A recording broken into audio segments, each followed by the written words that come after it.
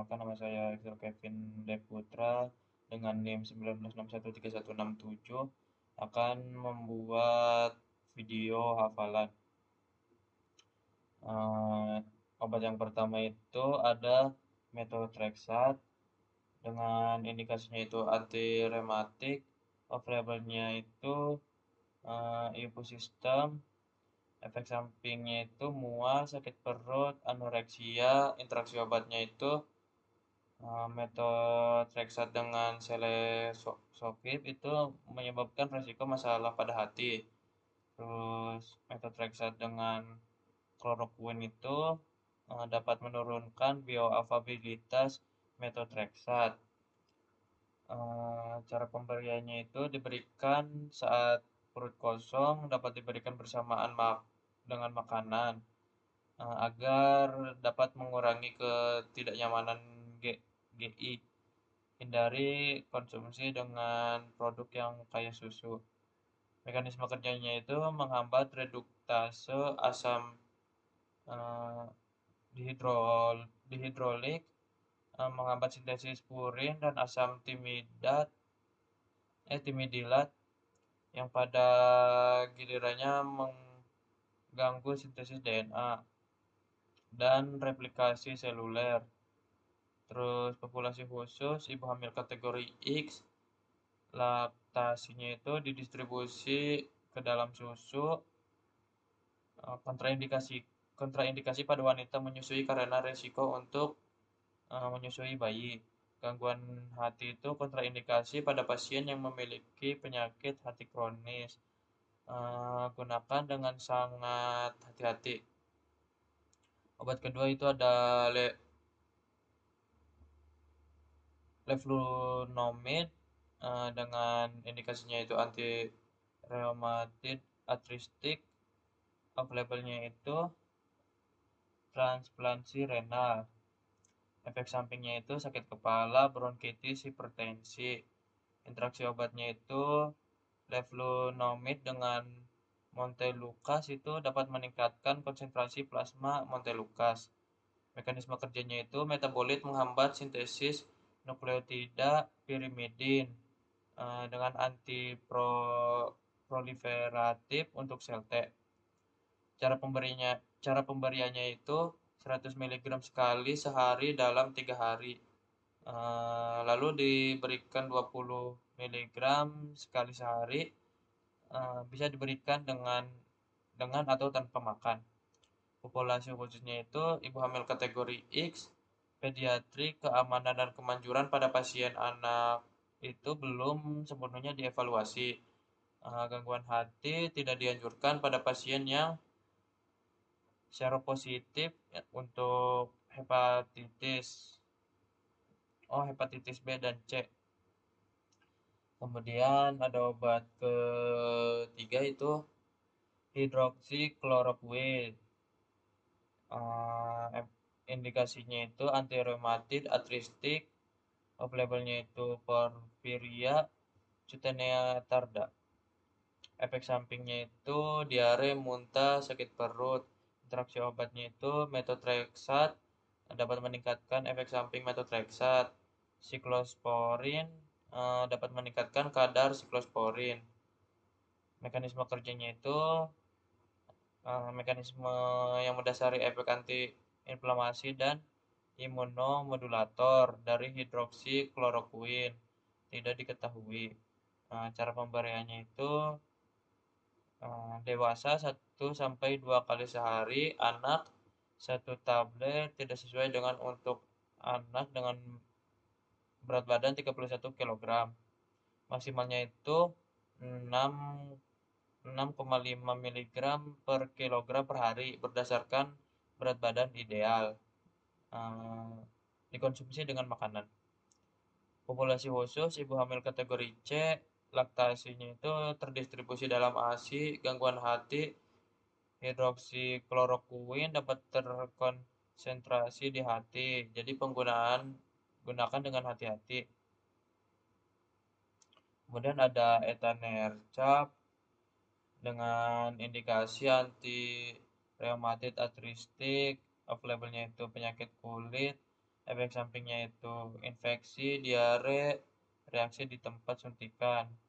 Interaksi obatnya itu ada oksikodon, dapat menurunkan setelah inisiasi inhibitor interleukin. Terus ada atorvastatin, menghambat interferon atau IFN pada pasien dengan penyakit inflamasi kronis. Mekanisme kerjanya itu menonaktifkan TNF sehingga mencegah peradangan sinovial.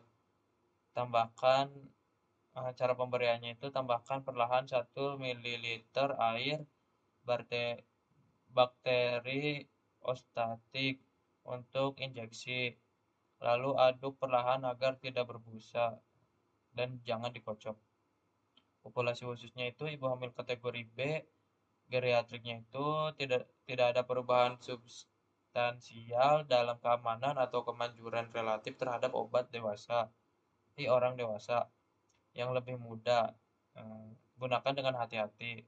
Lalu ada pediatrik untuk pengobatan artristik, idiopatik, juvenil, kursus poliartikular pada anak-anak dengan usia 2 tahun. Kemudian ada obat penitoin dengan indikasinya itu anti epilepsi. Labelnya itu trigeminal neuralgia dengan efek samping itu pusing, sakit kepala, konstipasi maupun diare. Interaksi obatnya itu peningkatan kadar serum dengan salisilat, agen antibakteri, eh, kayak kayak contohnya kayak chloramphenicol, terus sulfadiazin dan sulfanamid. Mekanisme kerjanya itu mempromosikan penghabisan Na+ atau menurunkan masuknya Na+ dari membran di neuron korteks motorik, menstabilkan membran saraf. Nah, cara pemberiannya itu dikonsumsi dengan makanan saat diberikan kepada pasien dengan nasogastrik atau makanan entera lainnya. Tidak boleh diberikan makanan 2 jam sebelum atau sesudah pemberian dosis. Populasi khusus ibu hamil kategori D, gangguan hati.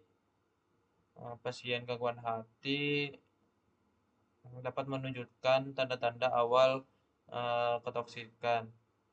Geriatrik, pasien lanjut usia atau mereka yang sakit parah mungkin menunjukkan tanda-tanda awal toksisitas.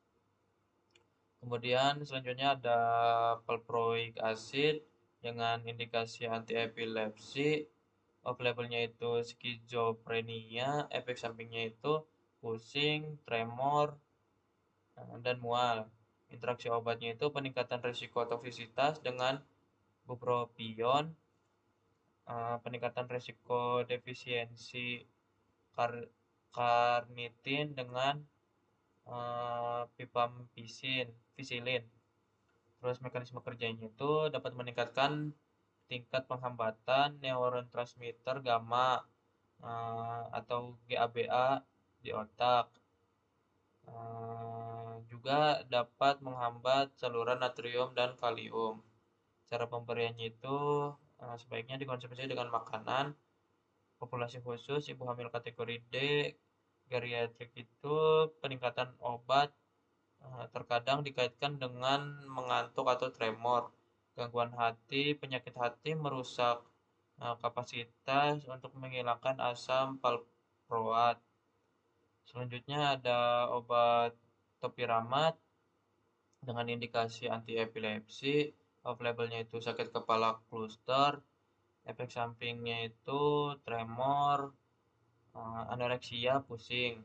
Interaksi obat, penurunan kadar serum dengan antiepilepsi lain, contohnya kayak phenytoin. Jadi dapat meningkatkan efek depresan SSP.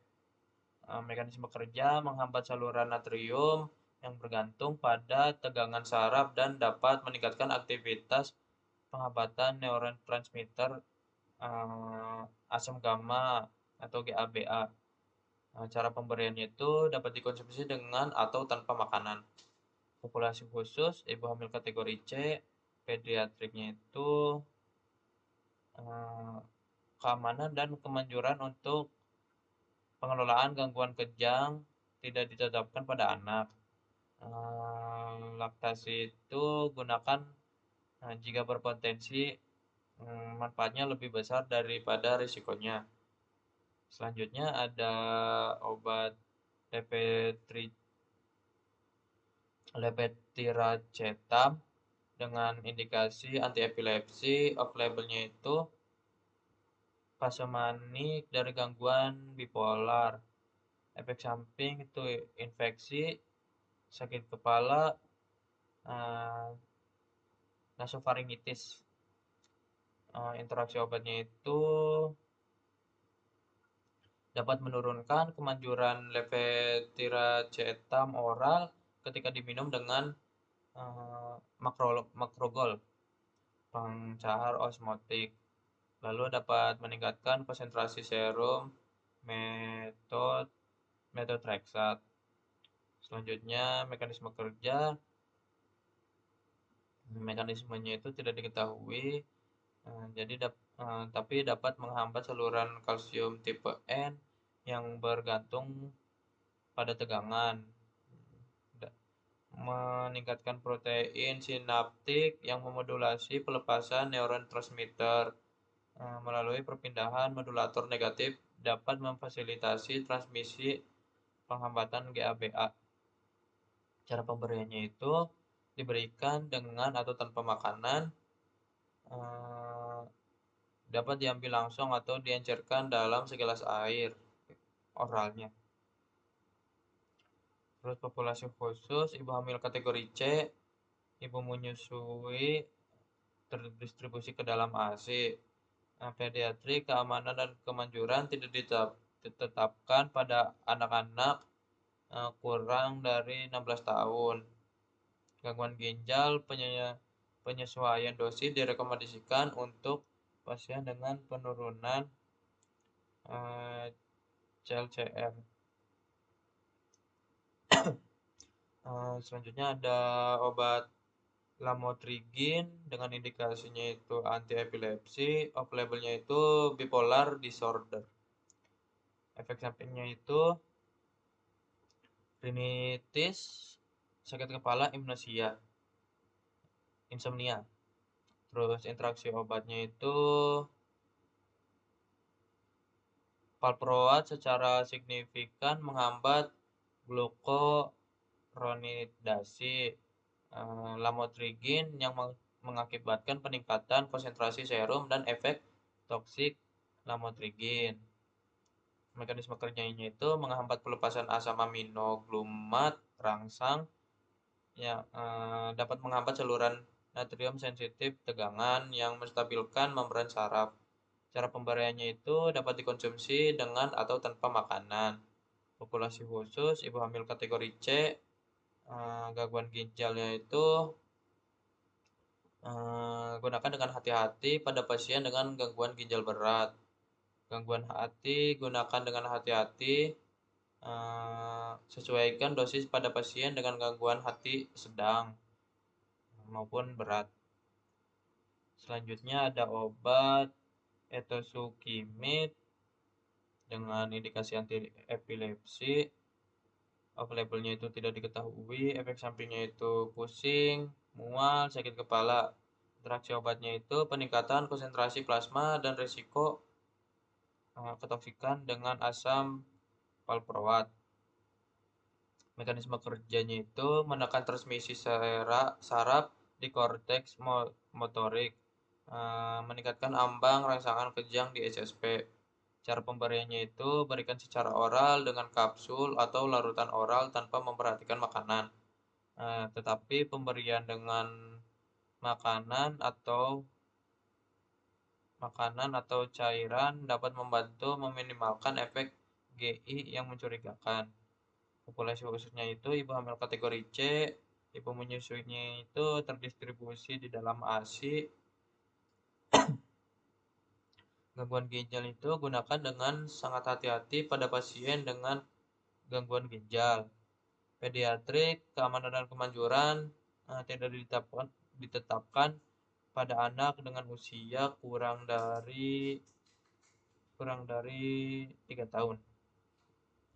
Selanjutnya obat yang terakhir itu diazepam rectal tube injeksi dengan indikasi itu anti epilepsi, off labelnya itu agitasi akut, efek sampingnya itu sakit kepala, depresi maupun kelelahan. Interaksi obat zidofudin meningkatkan risiko sedasi berkepanjangan. Penggunaan bersama dengan opioid dapat menyebabkan sedasi, depresi pernapasan, kematian maupun koma.